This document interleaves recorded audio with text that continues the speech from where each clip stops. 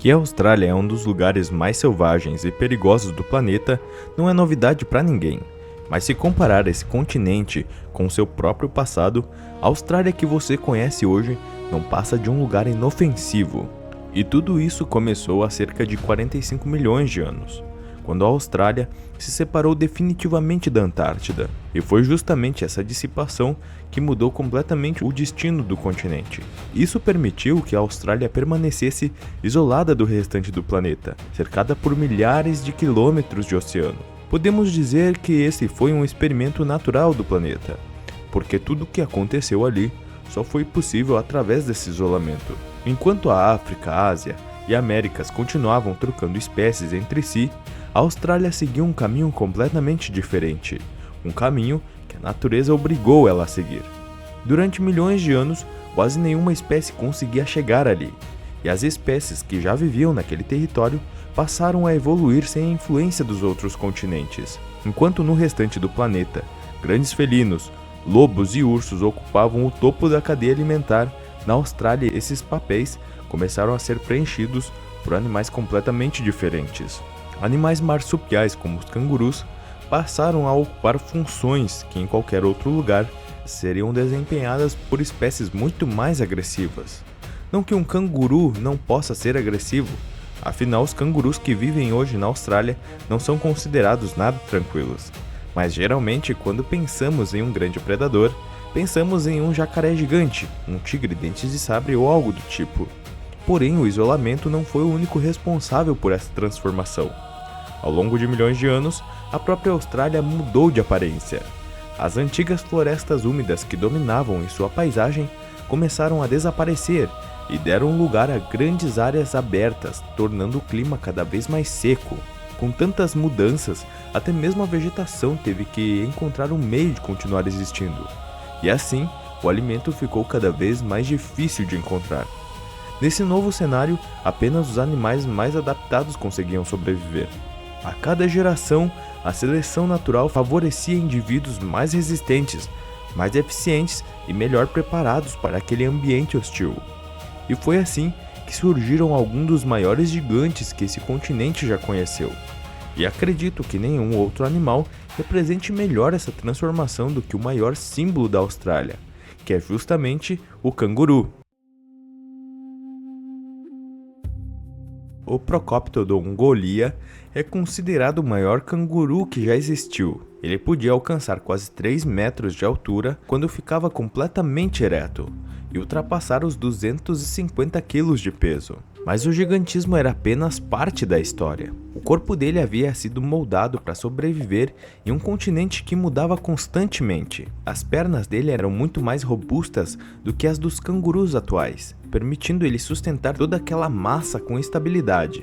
Os pés dele possuíam praticamente um único dedo funcional, uma adaptação que distribuía melhor o peso sobre o solo firme das planícies australianas. Já os dentes e o focinho curto eram perfeitos para cortar folhas, galhos e arbustos resistentes, exatamente a vegetação que passou a dominar a Austrália conforme o clima ficava mais seco. Tudo naquele animal mostrava que ele não era apenas um canguru maior, era um canguru construído para um mundo completamente diferente. Agora imagine a força produzida por um animal quase 2 vezes maior do que um canguru atual, com pernas muito mais musculosas e mais de 200 kg concentrados em um único golpe. Poucos predadores estariam dispostos a correr esse risco. Só que a Austrália pré-histórica tinha uma característica curiosa. Ali tamanho não era garantia de segurança. Mesmo um gigante como o Procoptodon precisava permanecer atento o tempo inteiro, porque escondido entre a vegetação existia um predador que havia evoluído exclusivamente para caçar animais daquele porte. E ao contrário do que acontece na África ou nas Américas, ele não era um leão, nem um tigre, era algo que só a Austrália poderia produzir. Ele era um marsupial. À primeira vista, o Thylacoleo carnifex não impressionava pelo seu tamanho, muito menos pelo seu peso, que mal passava os 100 quilos. mas bastava observar o seu crânio para entender que o perigo não estava no porte. Estudos mostram que o Tlacoléu possuía a mordida mais poderosa proporcionalmente ao tamanho do corpo entre todos os mamíferos conhecidos. Seus dentes funcionavam como verdadeiras lâminas, capazes de cortar carne com enorme facilidade, enquanto uma grande garra retrátil presa ao polegar servia para prender a presa e impedir qualquer tentativa de fuga. Tudo indica que ele preferia caçar por emboscada. Em vez de perseguir suas vítimas por longas distâncias, ele permanecia escondido entre árvores e arbustos, esperando o momento ideal para atacar. Quando o alvo se aproximava, um único salto podia ser o suficiente para iniciar uma luta que normalmente terminava em poucos segundos. Em um ambiente como aquele, até os maiores herbívoros precisavam permanecer em constante alerta, porque bastava um instante de distração para que o caçador escondido assumisse o controle da situação.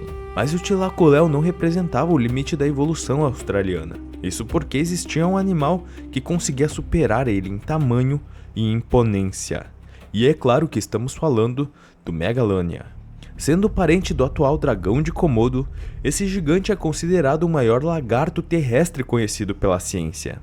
As estimativas variam, mas acredita-se que ele pudesse ultrapassar 7 metros de comprimento e pesar mais de 1 tonelada.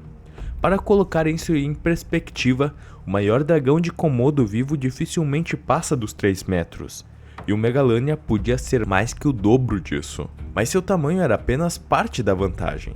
Assim como acontece com o dragão de Komodo, muitos pesquisadores acreditam que o Megalania também possuía glândulas de veneno na mandíbula, e isso mudava completamente sua forma de caçar, porque, em vez de depender apenas da força, uma única mordida podia iniciar um processo lento de abate. A presa ainda podia conseguir fugir, mas só durante alguns minutos, e talvez até acreditasse que havia escapado, mas aos poucos começava a perder sangue, enfraquecia e já não conseguia manter o mesmo ritmo.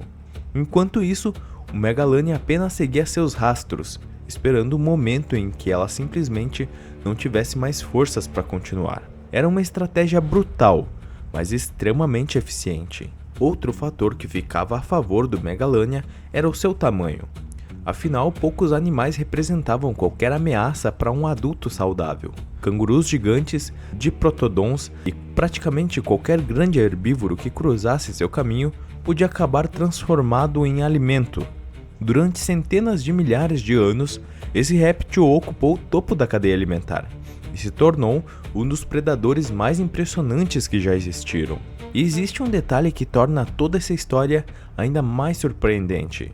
Ao contrário dos dinossauros, o Megalania viveu em uma época relativamente recente. Os primeiros seres humanos que chegaram à Austrália provavelmente encontraram esse gigante ainda vivo. Isso significa que nossos ancestrais caminharam por um continente onde cangurus de 3 metros, predadores marsupiais e o maior lagarto terrestre da história ainda faziam parte da paisagem. Não era um mundo perdido de milhões de anos da humanidade. Era um mundo que nossos próprios ancestrais talvez tenham testemunhado. Curiosamente, nem mesmo as aves escaparam dessa tendência ao gigantismo. Entre elas estava a Dromornis, uma ave que podia ultrapassar 3 metros de altura e pesar cerca de 500 quilos. O enorme bico dessa criatura ainda divide a opinião dos cientistas, que discutem até hoje se ela servia para esmagar vegetação resistente ou para desferir golpes capazes de matar pequenos animais. E por mais estranho que pareça, esse gigante provavelmente era mais próximo dos patos e gansos do que das emas e dos avestruzes, e ela é mais uma prova de que naquele continente isolado, a evolução parecia não reconhecer os limites. Com o passar dos milhares de anos, mudanças climáticas e a chegada dos seres humanos alteraram profundamente aquele ecossistema, e pouco a pouco, os gigantes foram desaparecendo, deixando para trás apenas fósseis espalhados pelo deserto australiano e inúmeras perguntas que talvez jamais sejam respondidas. Eu sou o Curioso Anônimo e hoje vou ficando por aqui. Até o próximo vídeo.